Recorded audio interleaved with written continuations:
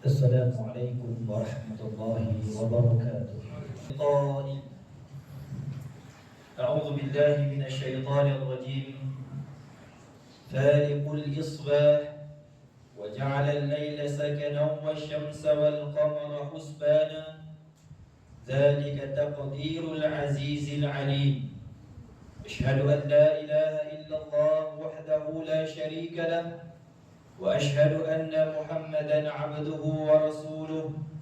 اللهم صل وسلم على سيدنا محمد وعلى آله وصحبه أجمعين.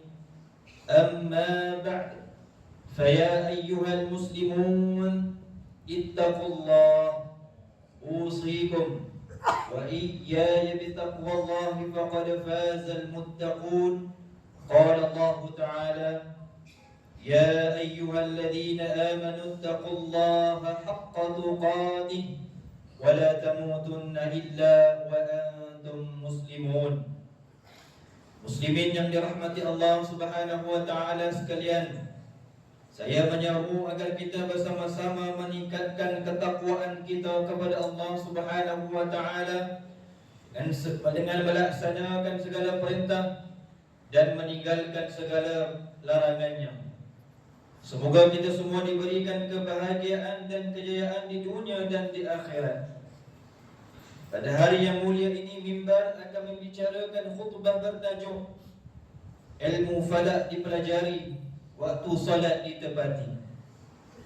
Hadirin Jumaat yang dirahmati Allah Subhanahu wa taala sekalian, salat fardu adalah tiang agama dan juga rukun Islam kedua selepas mengucap dua kalimah syahadah yang wajib ditunaikan oleh semua umat Islam. Sangat besar dosanya bagi sesiapa yang meninggalkan kewajipan solat fardu sehingga boleh mengakibatkan seseorang itu dihumban ke dalam neraka. Firman Allah Subhanahu wa taala dalam surah Al-Mudassir ayat 42 dan 43, A'udzu billahi minasyaitonir rajim. Ma salakakum fi saqar? Qalu lam naku minal musallin. Sadaqallahul azim. Setelah melihat orang yang bersalah itu, mereka berkata, apakah yang menyebabkan kamu masuk ke dalam neraka saqar? Mereka menjawab, kami tidak termasuk orang yang mendirikan solat. Kewajipan mendirikan solat terletak di atas setiap bahu umat Islam yang mukallaf, sama ada lelaki maupun wanita. Ibadah salat mestilah dilakukan dalam waktu yang telah ditetapkan menurut hukum syarak, kerana antara sah salat adalah ia hendaklah dilaksanakan setelah masuk waktunya. Hal ini berdasarkan firman Allah Subhanahu wa taala menerusi surah Al-Nisa ayat 103, A'udzu billahi minasyaitonir rajim. Innas salata kanat 'alal mu'minina kitaban mawquta. Sesungguhnya salat itu adalah kewajiban yang ditentukan waktunya atas orang yang beriman. Ayat ini menjelaskan bahawa setiap solat mempunyai waktu yang telah ditetapkan oleh Allah Subhanahu wa taala, dan ia bukan perkara yang boleh ditentukan mengikut kesesuaian atau kehendak manusia. Justru itu Islam memberikan perhatian yang sangat besar terhadap ilmu falak yang menekankan berbagai perkara, antaranya penentuan waktu solat. Sedang Jumaat yang dikasihi, ilmu berkaitan penentuan batas-batas waktu solat adalah berdasarkan pergerakan matahari yang merujuk kepada satu titik tertentu.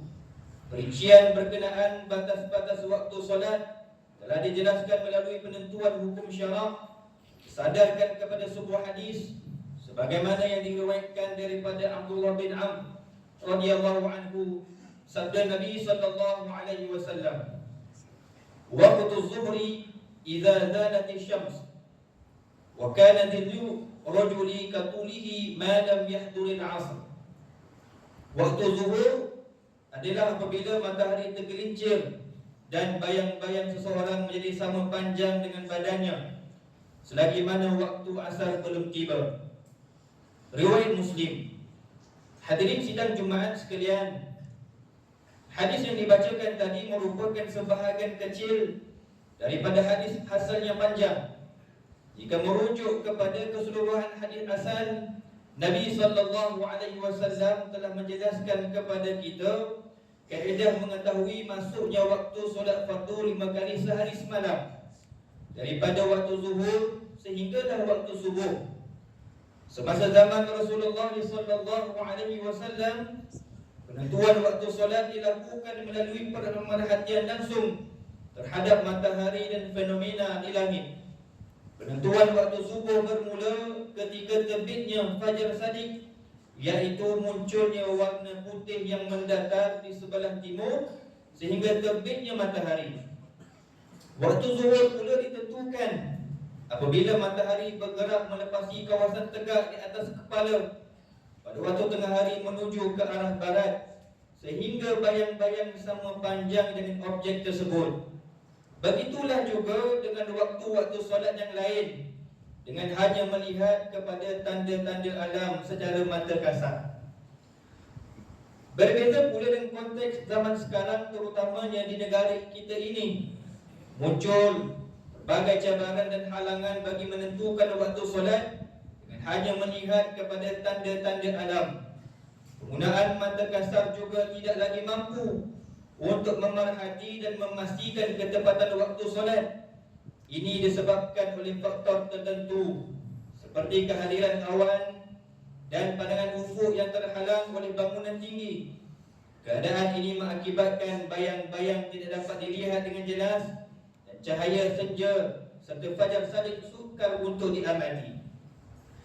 Walaupun begitu, melalui perkembangan ilmu falak dan astronomi, membolehkan pengiraan waktu solat dibuat dengan lebih tepat dan sistematik berdasarkan kepada perhitungan trigonometri dan rumus matematik. Kemajuan ini bukan bertujuan mengubah syariat, tetapi membantu umat Islam melaksanakan tuntutan hukum syarak lebih yakin dan teratur. Muslimin yang dirahmati Allah Subhanahu wa taala sekalian, di Negeri Selangor, Jabatan Mufti Negeri Selangor melalui bahagian falak tanggungjawab membantu menyebarkan ilmu falak seperti menyediakan dan mengeluarkan jadual waktu solat. Penyediaan ini adalah melalui hasil kajian, pengiraan dan semakan yang teliti berdasarkan kaedah falak syar'i yang diiktiraf. Jadual waktu solat yang dikeluarkan menjadi rujukan rasmi bagi seluruh masjid, surau dan masyarakat Islam di negeri ini. Bagi Negeri Selangor, penentuan waktu solat dibahagikan kepada 3 zon waktu solat, di mana beberapa daerah dihimpunkan dalam satu zon dan menggunakan jadual waktu solat yang seragam. Bermula tahun 2027, penentuan waktu solat di Negeri Selangor akan dibahagikan kepada 9 zon berdasarkan kepada 9 daerah di Negeri Selangor, dan pelaksanaan tersebut telah mendapat perkenan Duli Yang Maha Mulia Sultan Selangor, Sultan Syarafuddin Idris Shah Al-Haj.